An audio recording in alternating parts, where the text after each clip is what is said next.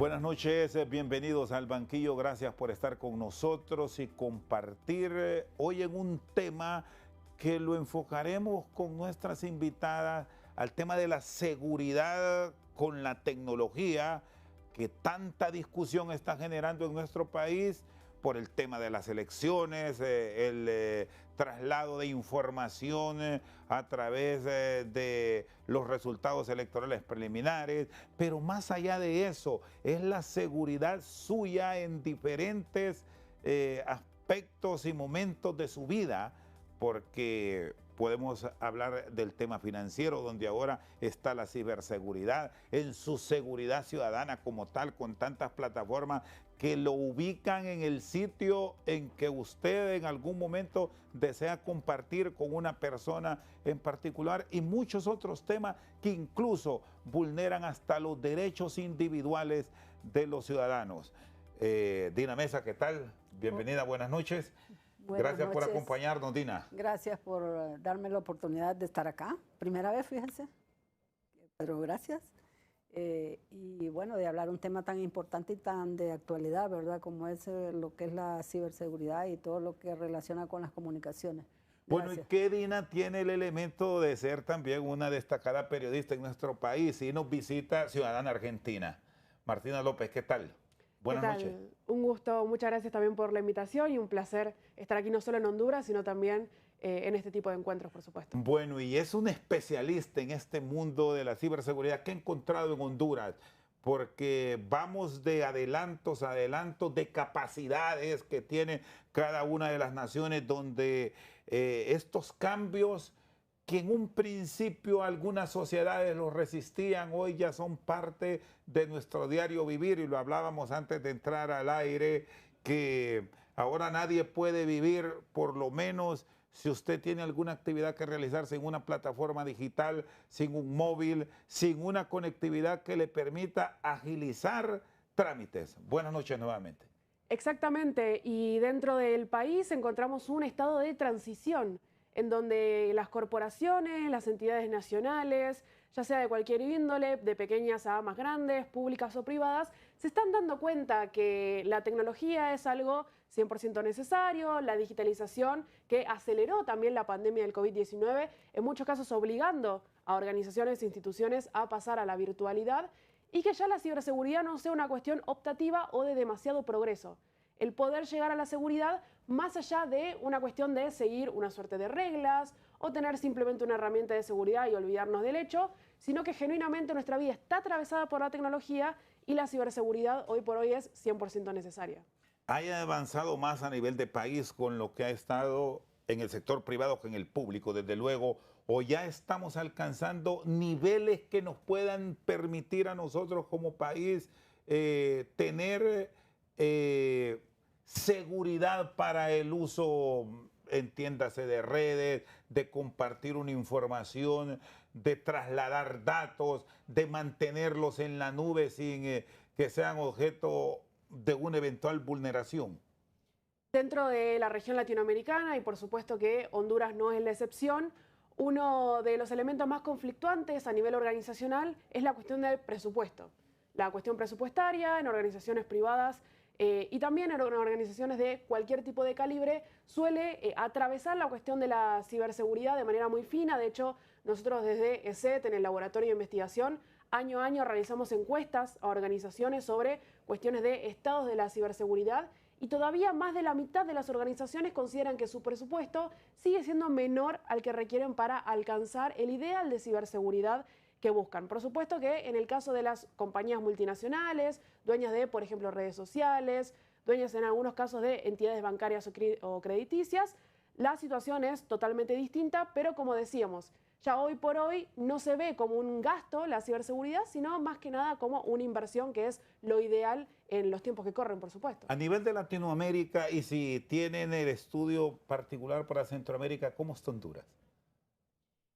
Estamos en una región que, por supuesto, como decíamos, tiene sus pormenores en cuanto a desarrollo industrial, en cuanto a peso específico a nivel poblacional. Los países pequeños suelen quizás estar un poquito más por detrás de los países mucho más grandes en cuanto a población, pero sí es cierto que el hondureño, la hondureña cada vez ve más una necesidad de proteger sus datos, su información, cada vez más personas tienen este tipo de dispositivos y por supuesto lo utilizan para muchos más aspectos de sus vidas. Si pensamos hoy por hoy, una muy buena parte de la población tiene cualquier aspecto en el día a día que está atravesado por tecnología. Desde cómo realizamos nuestras actividades de ocio, con aplicaciones para ver videos, para redes sociales, pasando por la comida que consumimos, de un programa de descuentos o una aplicación de delivery, hasta incluso cómo tenemos citas. Y todo esto se traduce en información, en datos dentro del Internet y por supuesto, además de las personas que se dan cuenta que esta información está disponible, los ciberatacantes también lo saben y es por ello que también hay un pequeño aumento en lo que son ciberataques a lo largo del tiempo y se va a seguir dando cuanta más tecnología haya y es por eso la importancia de estar atentos y atentas a nivel personal y por supuesto también a nivel corporativo. Dina, buenas noches. Ustedes casualmente en esta semana han tenido exposición de cómo generar protección de datos, asociado, bueno, con su función como defensora de derechos humanos, tan expuestos el tema de las comunicaciones dentro del mundo del periodismo, donde esa protección resulta fundamental, incluso hasta para salvaguardar elementos que hoy nos tiene en primera plana ante la opinión pública, como es el caso electoral, que ya lo vamos a desarrollar. Buenas noches, Dina. Sí, muy buenas noches. Recuerde de que como hacemos las dos partes, comunicación y defensoría de derechos humanos, tenemos un periódico digital que se llama pasosdeanimalgrande.com y que tenemos que cuidar bastante la seguridad. O sea, ahí hay varios pasos, coberturas que se le ha hecho. Tenemos que haber contactado un experto para que nos maneje esa parte de que no nos voten el periódico, porque una de las situaciones que hacen los perpetradores cuando se ven evidenciados con investigaciones, noticias o lo que publicamos en el periódico. Y la otra parte es cómo tratamos con víctimas de violaciones a derechos humanos, que estas víctimas nos dan testimonios, que nos señalan quiénes son los responsables, entonces quieren meterse a la información y eso nos pone en mucha vulnerabilidad, no solamente a nuestra organización, la Asociación por la Democracia y los Derechos Humanos, sino a las víctimas. Entonces, ¿qué pasa? Anteriormente, hace muchos años, yo tengo más de 40 años de estar en esto de derechos humanos, pues ni le hacíamos mucho caso a la seguridad, pero eso nos puso en grave riesgo. Entonces, ¿qué pasó? Tuvimos que especializarnos. Hay organizaciones internacionales que nos han ido capacitando en seguridad en todo, seguridad holística se le llama ahora, que aborda la seguridad digital, la seguridad física, la seguridad legal y también la seguridad emocional. Y hemos tenido que saltar esa barrera. O sea, independientemente de lo que esté pasando en el país, la información es vital para quienes quieren tener acceso a ella y por lo tanto hay que tener herramientas necesarias para protegerla. Hay mucha vulnerabilidad a nivel de prensa. ¿Han logrado medir cómo se ha estado generando ese tráfico, sobre todo en los últimos meses tras la elección interna que dejó mucho conflicto y ahora de cara a la elección general? Sí, como trabajamos con redes de periodistas a nivel del occidente, zona central, norte, Francisco Morazán y el sur, los periodistas nos están diciendo, me botaron la página, me hicieron un perfil falso desde donde están hablando como si fuera yo, entonces les están generando un montón de inseguridades que son el pilar fundamental para que los ataquen, o sea, los diferentes sectores. Y hay una zona que es Santa Rosa de Copán, que ahí es tremenda.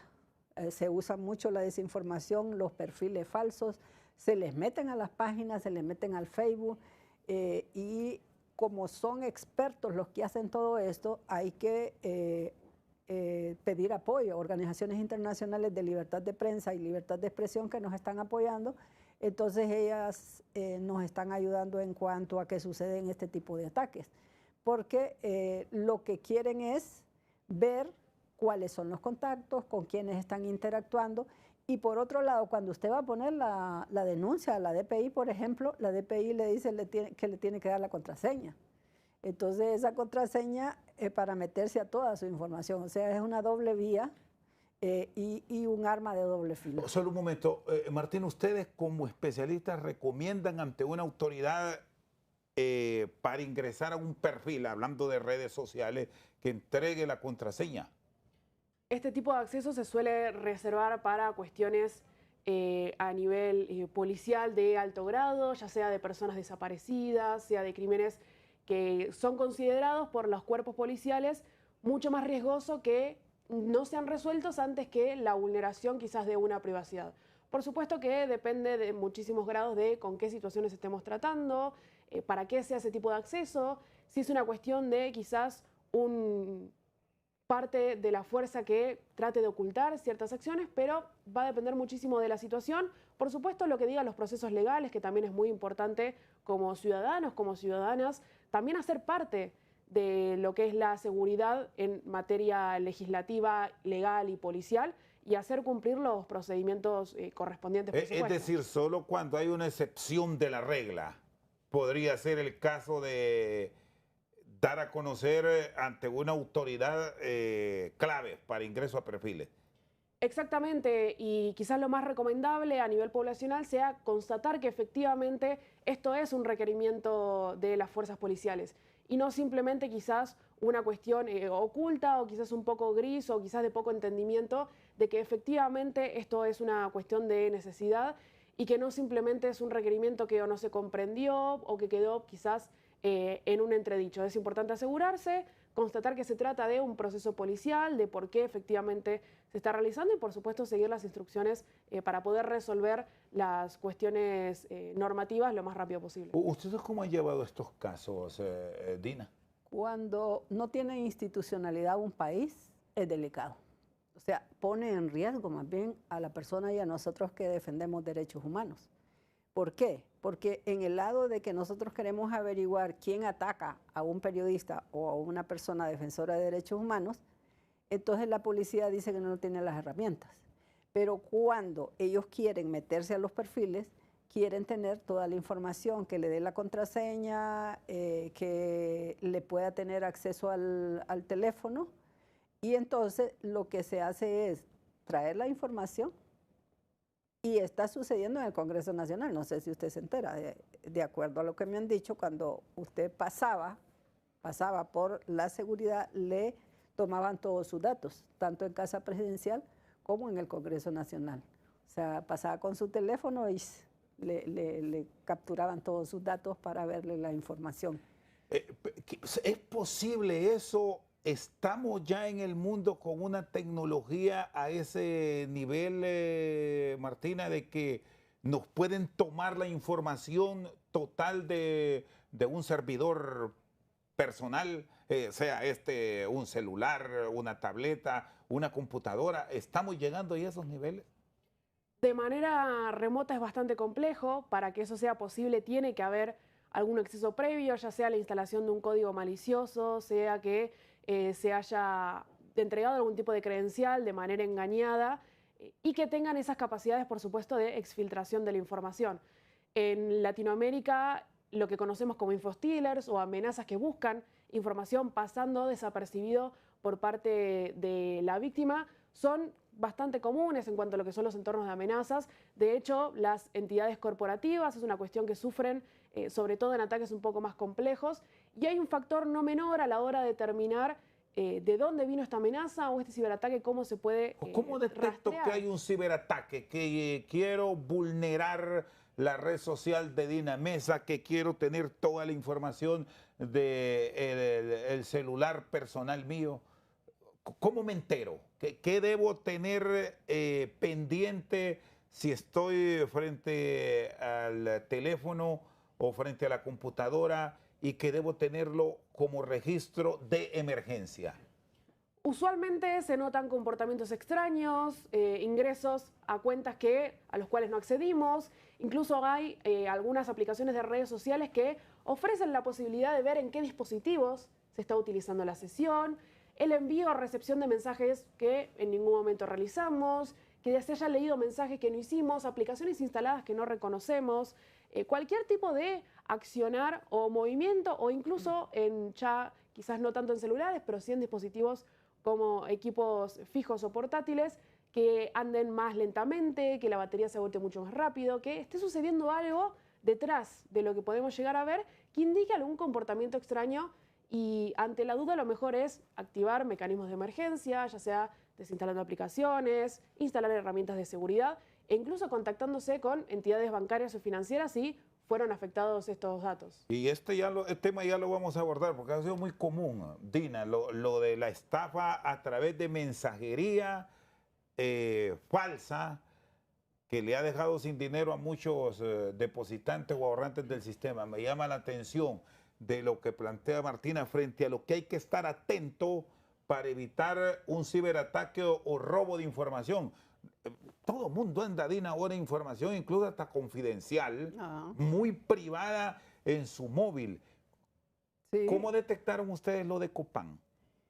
Me dice que es donde más tratan de vulnerar sistemas. Por las denuncias que tuvimos de los periodistas. Entonces, lo que hacen es metérsele a sus perfiles.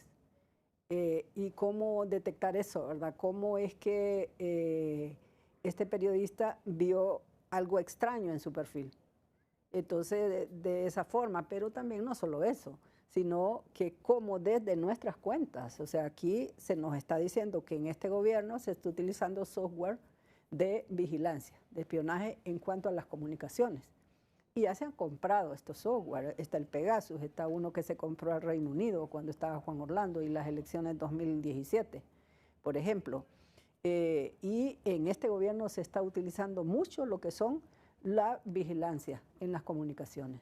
Entonces, hay cosas detectables. Por ejemplo, nosotros usamos protección de la cámara, de la computadora y del celular. Hay unos cositos ahí que se le ponen para que no lo estén vigilando. Ahí hay vigilancia también. Igualmente, cuando se le enciende su cámara o, como decía Martina, que páginas que nunca hemos visitado y aparecen como visitadas.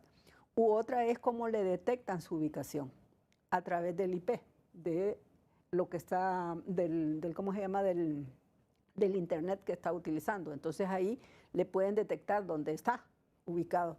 Y lo hicieron conmigo cuando yo vivía en una colonia. Yo subía información, publicaba información a la medianoche porque tenía toda la información a esa hora y me concentraba más. Y una vez llegaron a cortarme el internet. Llegaron hombres diciéndose que eran de una compañía de cable y no eran, porque después averigüé con la compañía y dijeron que no habían mandado a nadie.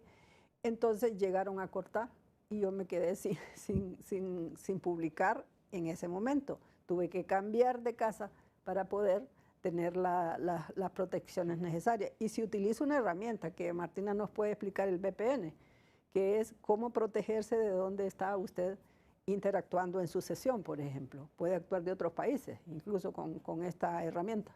Muy bien, Martina López y Dina Mesa están con nosotros esta noche al banquillo. Hacemos una pausa, ya regresamos con más. Seguimos esta noche al banquillo, nos acompaña Dina Mesa y Martina López, una experta en ciberseguridad. El VPN que hablaba Dina como una alternativa para protegernos. Aquí vamos a entrar ya al mundo de datos, de redes sociales, de información que es muy común a nivel de medios de comunicación y también los datos particulares que un ciudadano tiene en su red social, Martina. Una VPN es una herramienta generalmente en lo que son temáticas de seguridad, pero también para realizar, por ejemplo, conexiones partiendo de otros países, que solamente resulta un intermediario entre la salida de nuestra conexión en nuestro equipo y efectivamente el Internet. Por eso es posible cambiar la ubicación desde donde parece que sale nuestra conexión e incluso acceder a contenidos de otras ubicaciones. El factor clave en cuanto a ciberseguridad es que también cifra la información en tránsito, haciéndola mucho más difícil de interceptar y efectivamente leer. Por ejemplo, aplicaciones incluso hasta quienes estamos en el día a día en la calle, el que quizás tengamos que hacer una transacción bancaria con el Wi-Fi del aeropuerto o del café, si tenemos que hacer algún tipo de envío de cuestiones sensibles y que estemos conectados a una red Wi-Fi pública, es muy recomendable el uso de VPN por estas cuestiones, más allá de el factor, el poder configurar desde dónde salimos. Y la instalación en las plataformas que se tienen acceso no es de mayor dificultad. No, son bastante sencillas de uso, hay algunas que son de pago, algunas gratuitas, algunos que tienen un uso limitado de manera gratuita y luego tienen servicios de pago. Es cuestión de simplemente investigar, utilizar alguna que esté respaldada por alguna organización o empresa con ciertos años de antigüedad, que sea confiable. Son genuinamente muy sencillas de usar, tanto como prender o apagar cualquier programa del equipo. Martina, lo que exponía Dina, tenemos muchas dudas cuando estamos en una transmisión o en el traslado de una información delicada o incluso hasta en diálogos particulares en una oficina. Hemos llegado a niveles ahora que si usted llega a una reunión le quitan el celular y no puede tener el celular cercano aunque lo tenga inhabilitado porque nos han dicho que nos pueden escuchar, que pueden incluso lo que señala Dina, insisto, dónde está ubicado, que hay que taparle la cámara porque lo pueden ver. ¿Es posible todo esto? Y me quiero centrar para Honduras, donde no tenemos la tecnología en apariencia que tiene Estados Unidos o que puede tener China, Corea del Sur. Eso es en parte un gran mito dentro de lo que es la ciberseguridad. Hoy por hoy la tecnología es hasta globalizada, existen muchas aplicaciones que en algún momento se han reportado como maliciosas porque están hechas justamente por cibercriminales, que entre tantas otras cosas podrían tener apariencia de una calculadora, un reporte del clima, incluso hasta supuestamente alguna entidad conocida, pero que piden y solicitan permisos adicionales, sobre todo en dispositivos celulares, ya sea el acceso al micrófono, la cámara, las fotografías ya tomadas, el poder recibir o hacer llamadas telefónicas. Y ahí está la importancia, más allá de la tecnología y los sitios como Google Play o el App Store que constantemente están monitoreando para eliminar estas aplicaciones, la importancia de el estar conscientes cuando instalamos alguna aplicación que solamente pida los permisos necesarios y no demás. No tenemos por qué permitir que una calculadora tenga, por ejemplo, acceso al micrófono. Este es un buen punto. Cuando se tiene acceso a ciertos programas, entonces no dar todo lo que piden. Porque muchas veces algunas de las aplicaciones pretenden tener el conocimiento casi total de la persona que está teniendo acceso. Cuando se presenten casos como este que le expongo, lo mejor es no bajarla o no incorporarla a su plataforma. Es lo ideal. Hay dos cuestiones principales. La primera es el razonamiento en frío. Si de verdad esa aplicación necesita el permiso por cuestiones legítimas. Por ejemplo, hay aplicaciones que solicitan permiso para el teléfono porque tienen un soporte técnico al cual se puede comunicar vía la aplicación y necesita hacer los llamados. Y la otra es una cuestión de percepción personal. No suelen pasar que rompamos una aplicación o que deje de funcionar porque no les damos ciertos permisos. Quizás sí no queremos que tenga acceso a las llamadas porque nos queremos proteger, porque nos parece que simplemente no queremos darlo. Quizás se deshabilitan algunas funciones en la aplicación, incluso en aplicaciones legítimas en las que quizás queremos mirar un poco más qué tipo de permisos tienen. Es una cuestión de probar y también invitar a verificar los permisos, si tienen sentido que estén, y simplemente los que no queremos darlos, rechazar la autorización que los teléfonos suelen consultar de manera explícita. Bueno, ojo a esto, ¿cómo lo llevan ustedes en Defensoría de Derechos Humanos? Sobre todo por los jóvenes. Y puede interactuar para que nos aporte con sus conocimientos, Martina, la exposición de Dina, por aquello de que los adolescentes son muy dados a explorar estos mundos tecnológicos que van buscando y buscando nuevos conocimientos, pero pueden ser trampas. Claro que sí. Y bueno, también hay resistencia, ¿verdad?, al uso de la seguridad. En el sentido de que, bueno, nos presentaban anteriormente un tipo de programa que había que compartir una llave, que usted se le llegaba a su correo para que fuera encriptada, eso era tedioso, ¿verdad? Y luego también otro tipo de herramientas como toda una bóveda de llaves que podía utilizar, entonces era bien tedioso. Ahora se han ido modernizando más y todo eso que antes nos enseñaban con esos pasos, ahora se puede tener con otra tecnología. Y sí, hay mucha resistencia. Las juventudes saben muchísimo de tecnología. Pero como decía usted, pueden chocar con redes criminales, con trata de personas, con elementos de vigilancia que están utilizando los cuerpos de seguridad del Estado, de los estados, que pueden ponerlo en mayor vulnerabilidad. Entonces, ¿cómo hacer esa conciencia, verdad? Eso tiene que ver con usted. Yo, por ejemplo, anteriormente no le hacía caso a la seguridad. Entonces me pasaron un montón de incidentes que me obligaron a utilizar la mensajería encriptada, como el Signal, el Telegram, que hay ciertos mitos con respecto a eso también, porque se nos dice que el WhatsApp no tiene mucha seguridad y que le pueden estar vigilando a través del WhatsApp. Entonces, como esa mensajería encriptada, como el Signal, puede ayudar, ¿no?, a proteger sus comunicaciones. ¿Cómo está lo de estas redes, de estos sistemas de mensajería encriptados? Que ya digo redes porque hay quienes consideran ya el WhatsApp una red. Creo que es de los más populares para América Latina. Europa tiene mucha aceptación para el Telegram en algunos países. El Signal, que también se ha incluido. Y estas tres que son de pronto las más comunes. ¿Les pueden dar seguimiento, Martina? ¿Pueden tenernos prácticamente cachados los sistemas de seguridad? A la hora de hablar de estas aplicaciones de mensajería instantánea, la realidad es que con el correr de los años han adoptado medidas de seguridad bastante similares. Por ejemplo, WhatsApp ya cifra los contenidos de las conversaciones de extremo a extremo. Eso quiere decir que si quizás nosotros tres tenemos una conversación, los únicos que podemos leer los mensajes somos los teléfonos de nosotros tres. Ni WhatsApp, ni ninguna entidad interventora, ni incluso por solicitudes a manera regional, gubernamental o estatal. Esos mensajes no se pueden leer, pero sí puede suceder que por la instalación de una aplicación maliciosa, que lo que busca es monitorear este tipo de aplicaciones, estos mensajes queden vulnerados. Pero sí hay una cierta distinción entre WhatsApp, Telegram y Signal, quizás con cuestiones menores de privacidad que quedan a cargo de manera personal. Por ejemplo, WhatsApp, para poder agregar un contacto, requerimos tener el número de teléfono. Eso en Telegram y en Signal no es tan así, no es necesario tener un número de teléfono para registrarse, y eso para ciertas personas con muchas más bemoles y muchas más configuraciones resulta un salto de privacidad deseado también. ¿Usted qué recomendaría para el uso? Ya conoce de nuestra sociedad, de la hondureña, y visto lo que ha pasado en otros países donde incluso se ha dicho que hay seguimiento a través de redes sociales, de estos sistemas de mensajería utilizando el sistema Pegasus.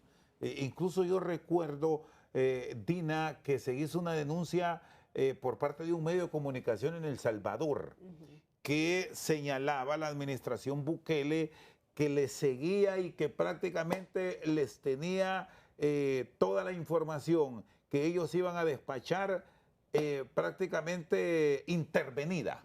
Sí, eso es lo que denunció el Faro, por ejemplo, ha tenido muchas, que es del Salvador, ha tenido muchas denuncias con respecto a eso, de que tiene vigilancia.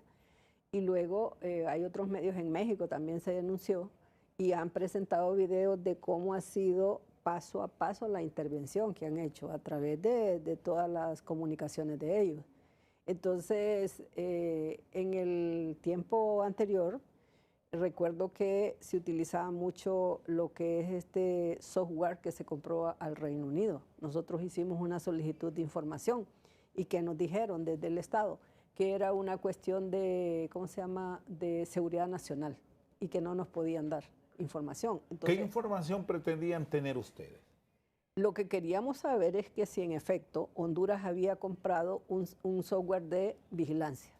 ¿Al Reino Unido? Al Reino Unido. Y no lo pudimos resolver acá, tuvimos que ir al Reino Unido a que nos averiguaran y en efecto sí lo compraron. ¿Qué programa?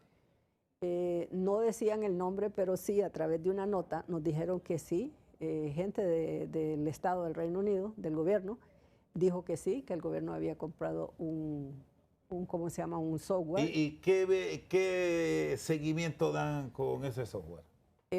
Vigilancia a defensores de derechos humanos y la oposición política y a periodistas en ese momento, en el 2017. ¿Desde el 2017? Desde el 2017. ¿Cuál de estos sistemas de mensajería recomendaría, Martina? Realmente depende muchísimo de la finalidad y también de la percepción propia de la privacidad. Hay una suerte también de mito que hace creer que el nivel de privacidad deseado es que constantemente estemos totalmente cubiertos. Y por Sí, ejemplo, porque, perdón que le interrumpa, porque aquí tenemos el delirio, voy a usar esta palabra, que si estamos hablando por teléfono, no hables mucho. Deja de decir eso, que te están grabando. Y estoy hablando no de una comunicación por la línea normal, porque por línea normal sí ya sabemos que se han hecho grabaciones. Y eso el Estado, en el caso de Honduras, lo ha tenido siempre. Hay llamadas de línea fija de Hondutel a celular, de celular a celular en línea. En línea de, me explico, de número de teléfono a número de teléfono. No por las opciones que da Signal, que puede llamar utilizando el sistema interno de ellos, igual WhatsApp y Telegram. ¿Es posible eso? Que nos digan, deja de hablar eso, que te están grabando todo. existen códigos maliciosos que realizan justamente un recaudo de la información de los sistemas con objetivos que pueden ser muy variados. Si bien, por supuesto que la cuestión política puede ser tajante, no hay que olvidarse que también el sector periodismo y político es muy atractivo para ciberatacantes que tienen también fines monetarios. Porque esa información se puede vender, se puede comercializar, incluso a otros ciberatacantes para que realicen otros ataques con fines puramente económicos. Entonces, más allá, por supuesto, del origen, las aplicaciones pueden ser vulneradas no por la aplicación en sí, sino por las aplicaciones maliciosas que tengamos dentro de un teléfono celular, dentro de un equipo, que nos pueden dejar a merced de los atacantes. Lo más importante es verificar qué es lo que tenemos, usar herramientas de seguridad para evitar este tipo de contactos y, por supuesto, estar un poquito más informados para evitar esta histeria que mencionamos, que muchas veces resulta mucho más pesados que las consecuencias en sí. Y hay que tener claro qué tipo de aplicaciones usted tiene en su teléfono, en su tableta, y de repente, si dejó el celular, porque este es otro problema, que hay personas que llegan a un sitio y dejan el celular porque no puede ingresar a una oficina con el celular y no sabemos si donde lo dejó puede haber un especialista que tenga acceso a su aparato móvil. Pasa más con los celulares, Martina, que lo puede dejar en un lugar determinado. Así es, lo mejor es asegurarnos de que seamos solo nosotros los que tenemos acceso a nuestros teléfonos móviles, sobre todo aquellos que pueden sufrir las consecuencias de manera más gravemente, así como no dejaríamos la llave de nuestros hogares en un lugar público para cualquier ciberatacante que lo clone o que la copie la llave y pueda entrar así a nuestras casas de manera fraudulenta. Hoy por hoy los teléfonos celulares representan una muy buena parte de nuestra vida digital. ¿Qué recomienda? Porque las plataformas móviles nos permiten tener la posibilidad de poner un código, un número que usted lo sepa, lo digita y lo habilita. Hay otros que lo hacen con su rostro. El rostro del que porta el teléfono es la llave de acceso a todo el contenido del aparato. Hay otros que lo hacen con hologramas, etcétera. ¿Qué es lo mejor? O combinarlos. Cuéntenos, Martina. Con las opciones que tenemos hoy por hoy, siempre es preferible optar por una biométrica. Esto quiere decir que representa alguna parte de nuestro cuerpo, ya sea nuestra cara, nuestro iris o incluso las huellas dactilares, ya que son las más complejas, casi imposibles de adivinar y más complejas de suplantar. Hoy por hoy, incluso un teléfono celular con mucho uso, si tiene algún código numérico de pocos dígitos, se puede entrever por el rastro que deja la huella cuando se aprieta qué dígitos están siendo presionados y no tardan muchas combinaciones en desbloquearse.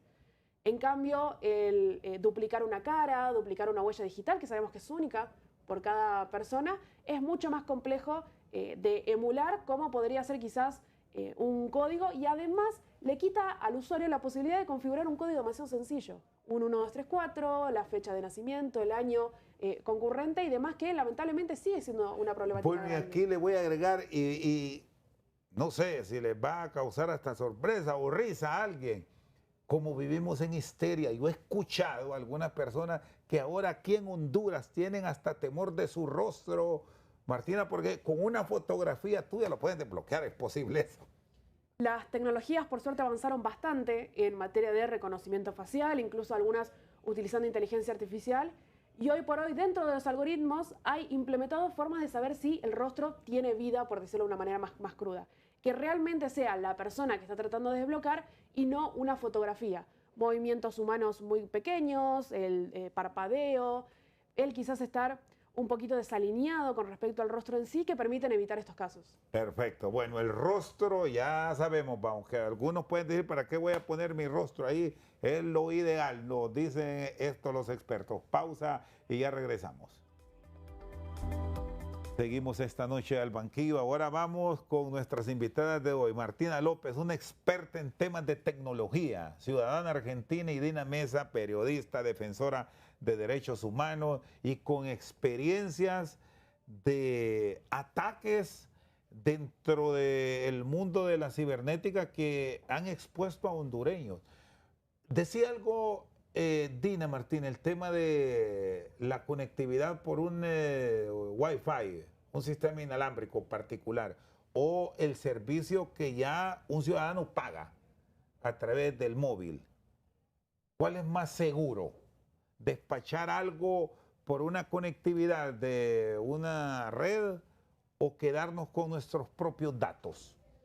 La realidad es que para la utilización de un usuario y en general para la mayoría de tareas que realizamos es indistinto. El peligro real son las redes públicas, no tanto por si una red genuina de algún café o de algún restaurante pueda contener algún tipo de entidad maliciosa, sino que haya ciberatacantes que clonen esa red, que coloquen una red disponible con el mismo nombre, quizás con el nombre del café, con un nombre de Wi-Fi gratuito de acceso, y de allí es a partir que intercepten la información que viaja en tránsito.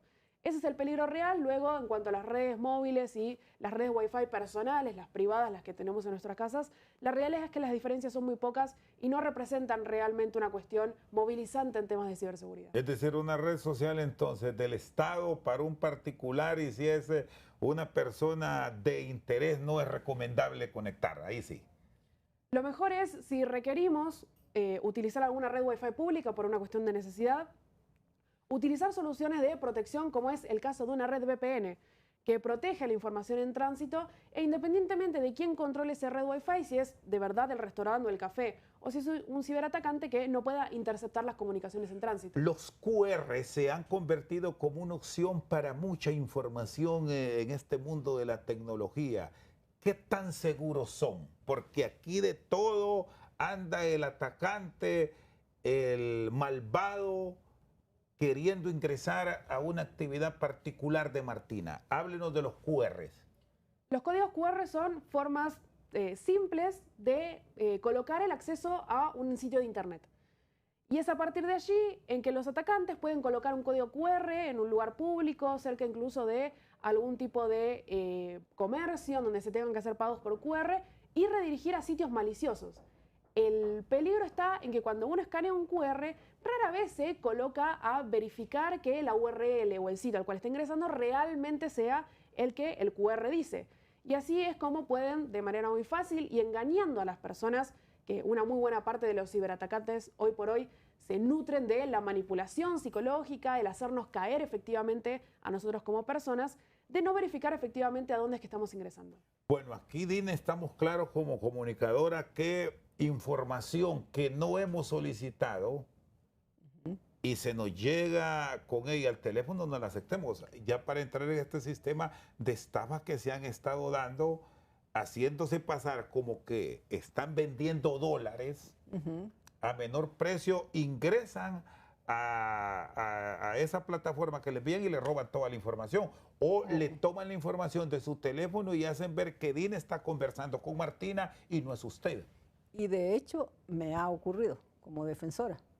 Me clonaron un teléfono de Alemania y me estaban escribiendo como la persona de Alemania. Y entonces utilizó una palabra que no era, que coincidía con la amiga de Alemania. Le escribí, vos me estás escribiendo. No, fíjate.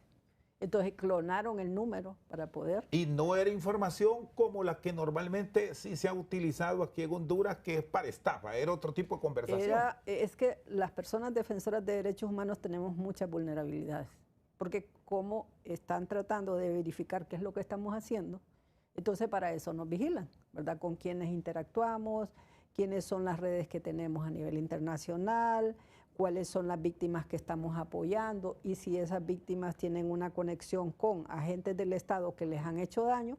Entonces, todo ese tipo de información es vital para los perpetradores que están haciendo eso. Entonces, de ahí es que por eso que tenemos que protegerla. Y obviamente, en todos estos años que hemos tenido trabajo por los derechos humanos, hemos ido aprendiendo de que no debemos confiarnos. Claro, a veces nos dicen toque ahí que WhatsApp ya se va a vencer. Y entonces, en realidad, quizás nos estén mandando ese código malicioso que nosotros le damos clic y es donde se meten a todo nuestro sistema. Entonces, todo eso hay que tener mucho cuidado. ¿Investigó lo de Alemania? Porque ustedes también tienen una red de investigación con especialistas, con los Sí. datos que nos ha proporcionado Martina, ¿de dónde venían? Sí, dijeron de dónde, incluso cuando estaba la... Pero no eran hondureños. No, sí eran. Ah, eran de Honduras. Eran de Honduras y en el caso cuando teníamos el grave problema, que sigue siendo, pero en aquel momento de Natalie Roque, y que nos mandaron algunas campañas de desinformación, de ataques personales y todo eso, nos investigan de dónde nacieron esos ataques. Y nacieron cerca de la Secretaría de Derechos Humanos, o sea... Aquí en desde el ahí, Boulevard Suyapa. Sí, ahí en el Boulevard Suyapa. Así estaba.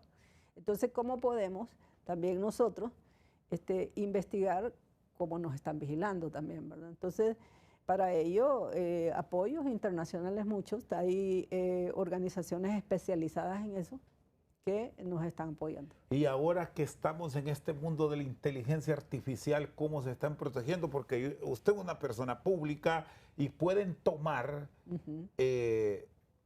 imágenes, audios, presentaciones en video de Dina Mesa para decir algo que no ha dicho, pero es usted con su voz y su presentación. Sí, la inteligencia artificial es algo para nosotros nuevo que tenemos que irnos informando más. O sea, al principio da miedo, pero en la medida que tomamos conciencia de cómo se puede utilizar nuestra información con la inteligencia artificial, entonces de esa manera nos protegemos también. Quizá Martina nos dé más luces con respecto a la protección, ¿verdad? Porque como no conocemos mucho de fondo la génesis de cómo se utiliza la inteligencia artificial. ¿Cómo protegerse, Martina, en este mundo con personas que para bien lo pueden tener disponible y es una maravilla, pero hay muchos que andan en la maldad, en la sinvergüenzada? Y bueno, ahora que estamos en política ya se han hecho denuncias, por cierto, aquí en Honduras, que con inteligencia artificial han preparado mensajes, han preparado presentaciones que la persona involucrada no conoce nada, pero ahí están. Por favor, Martina. Las campañas de desinformación, incluso de perjuicios a personas, ya sea en el ámbito de la política, de la comunicación, incluso en Defensoría de Derechos Humanos, se han dado en toda Latinoamérica conforme las campañas electorales han ido surgiendo. Y lamentablemente, con el correr del tiempo, este tipo de actividades se perfeccionan cada vez más.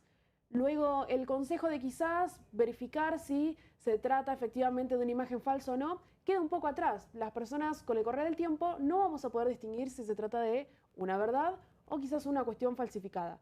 La importancia rige en saber que existen, en saber que pueden suceder, sobre todo si somos personas públicas y no tenemos la opción de privatizar nuestras redes, dejar de aparecer en medios públicos para evitar que haya imágenes, fotografías o videos nuestros circulando, como es el caso de este tipo de personalidades.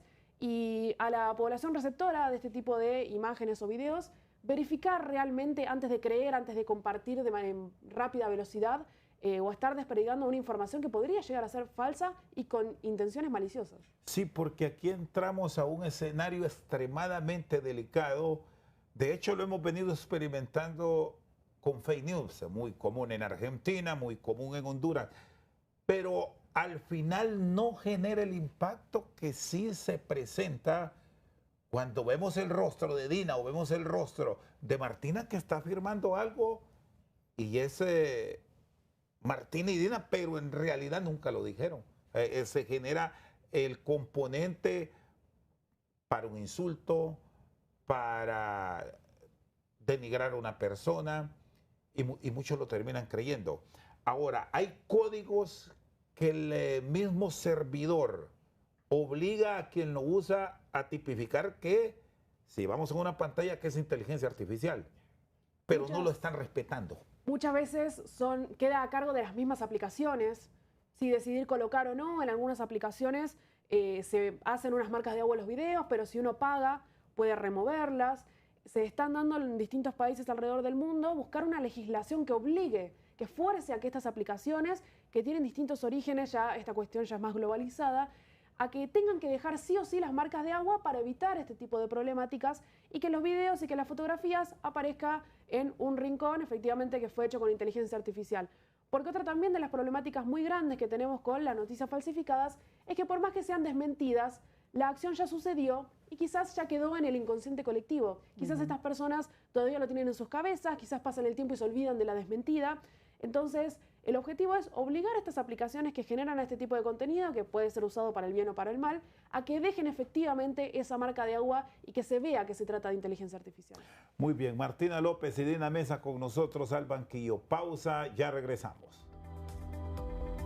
Seguimos esta noche al banquillo. Dina Mesa y Martina López están con nosotros. Para el que es usuario frecuente en redes, correo electrónico, ¿cada cuánto recomiendan ustedes los especialistas cambiar claves, estar revisando que no se les vulneren? Aproximadamente un año, quizás un poco más, y sobre todo si sufrimos, por supuesto, un incidente informático, así realizar el cambio, pero se estima por distintas investigaciones que al año es recomendable ya hacer un refresco, al menos de las que más utilicemos. El sistema financiero de Honduras, ¿cómo lo han encontrado en las revisiones? Porque es uno de los sitios que, si revisamos estadísticas en la región, es donde está la mayoría de los ciberataques buscando códigos de tarjetas de crédito, intentando vulnerar cuentas, etcétera, etcétera, Martina. El componente financiero hace que para los cibercriminales sea una cuestión muchísimo más atractiva. Y por supuesto las entidades bancarias y financieras responden a partir de ello. De hecho, suelen ser de las industrias que más invierten en ciberseguridad, a nivel herramientas, también a nivel de capacitación de colaboradores, pero generalmente se ven más apuntados por los ciberatacantes por no solo la cantidad de dinero que suelen manejar, sino también la cantidad de información de sus clientes que contienen. Y está ahí también el tema de los medios de comunicación influyentes, donde están despachando información que los ciberataques van tratando de ingresar a las plataformas. Y bueno, y los fake news, que es la otra opción que han encontrado los maleantes para tratar de viralizar temas que nada que ver con la realidad, Martina. Exactamente, incluso no solamente buscando con motivos políticamente cargados o de mal comunicación, sino también económicos. El crear un sitio malicioso que sea redirigido por una noticia falsa que genere una emoción que haga que las personas entren sin pensar efectivamente de que si un ciberatacante lo llena de anuncios o coloca algún tipo de descarga maliciosa para lo que los usuarios descarguen códigos maliciosos, se pueden ver afectados y el cibercriminal puede hacer un rédito a partir también de las noticias falsificadas. Bueno, usted va a estar conversando en estas horas que le quedan en el país con jóvenes en universidades, tratando de explicar a grandes empresas cómo es el tema de la ciberseguridad, pero también con los adultos que ofrecemos algún grado de resistencia. ¿Cómo va todo este mundo, Martina? ¿Qué ha encontrado? Totalmente, quizás la resistencia se da un poco por desconocimiento, un poco por la cuestión de la digitalización acelerada, y un buen componente de la ciberseguridad, más allá de la cuestión herramientas, es el comprender que existen amenazas, que vamos a tener que convivir con ellas, así como convivimos con quizás algún que otro robo en la calle, algo de inseguridad. Convivir, aceptar que es parte de, por supuesto, el Internet, y a partir de ello tomar conciencia e informarnos para ser parte activa y segura de lo que es la comunidad digital. El tema del traslado de la información. Me gustaría, Dina, si tiene un aporte que nos ilustre también, de un proceso electoral. Se ha hablado mucho de que son sistemas que se vulneran, que se despacha del interior del país hacia la base central que está en Tegucigalpa, y en el camino se intersecta y los votos que le correspondían a Dina terminan con Martina y los de Martina terminan con su servidor. ¿Se puede tener seguridad con una empresa grande con la que usted ha prestado trabajos y asesoría, de que eso no se vulnere si está de por medio un proceso democrático de una nación determinada, Martina? Quizás será cuestión mejor apuntada por un abogado, una abogada o experto o experta en procesos electorales, sobre todo del país. Nosotros, como decíamos, estamos detrás y proliferamos lo que es la seguridad de la información, incluso en procesos electorales, y al ser también compañías que se encargan de este tipo de adiciones, por supuesto que la ciberseguridad es prioridad, así como lo es para entidades bancarias, así como lo es para entidades que manejan, por ejemplo, de salud, de una gran cantidad de información de los usuarios, sabiendo que pueden ser focos de interés para ciberatacantes, como decía, motivos políticos, motivos económicos también, y a partir de ello implementar las soluciones necesarias, no solo para prevenir ciberataques, sino también para dar tranquilidad a la población. Es decir, un asunto de tecnología al servicio de el ente o de la empresa que está trasladando la información. Así es, siempre teniendo en cuenta y velando por la ciberseguridad antes que quizás la eficiencia o de poder tener para allá o listo de manera instantánea, el saber que pueden ser víctimas y a partir de eso asegurar los procesos. Grandes retos, Dina, sobre todo por Sí. esto último y lo que hemos visto en ese sistema de transmisión de resultados electorales preliminares, porque un adelanto de este proceso puede cambiar el destino de una nación, y en el caso particular de Honduras, que es ahora el conflicto en el Consejo Nacional Electoral. Se ha hablado mucho de la información espejo que han manejado, ¿verdad? De cómo tienen clonado toda la información acá y allá es donde se está cambiando la información electoral. Eso se ha hablado en, ¿cómo se llama?, procesos electorales anteriores. Entonces, ese es el miedo que tiene la gente, ¿verdad?, de cómo van a tergiversar toda la información, las votaciones que se dieron contra X o Y candidato y sale ganador otro que no lo es, ¿verdad? Entonces, pues bueno, tenemos un gran reto, ¿verdad? Y para nosotros como personas defensoras de derechos humanos es que la vida pende de un hilo si no nos cubrimos la seguridad de nuestras comunicaciones. ¿Qué garantías están ustedes buscando como defensores de derechos humanos, como comunicadores, de que ese derecho del ciudadano se respete y no se vulnere, como ha pasado ya en otras naciones, con equipos que son proporcionados por empresas que en algunos países han sido cuestionadas? El hecho es que haya mucha transparencia en el proceso de contrataciones y que sean empresas que participen no porque X o Y candidato lo trae de X o Y país y que le va a venir a beneficiar con los votos, sino que más bien sea una veeduría ciudadana que esté encima de todo lo que esté pasando, porque si no nos ponemos pilas en eso, definitivamente los procesos electorales van a seguir con falta de transparencia. Gracias, Dina, por su tiempo. Al igual, Martina, muy agradecido por sus aportes. Y bueno, las recomendaciones finales que nos da a los usuarios. Un dato reciente de El Mundo, se habla de que hay más aparatos celulares que población global. Entonces, estamos ante un fenómeno que nos invadió y que día a día se va modificando, va cambiando. Así es, y en primer lugar, utilizar herramientas a lo estilo soluciones de seguridad también en dispositivos móviles, tener cuidado con las contraseñas, evitar repetirlas, evitar realizar algunas muy sencillas que se puedan adivinar a partir de información personal, pero por sobre todas las cosas, tener conocimiento sobre las últimas amenazas, los últimos ciberataques. La mayoría de los ciberataques que se dan a población final son por alguna debilidad humana, ya sea porque nos convencieron, porque nos engañaron.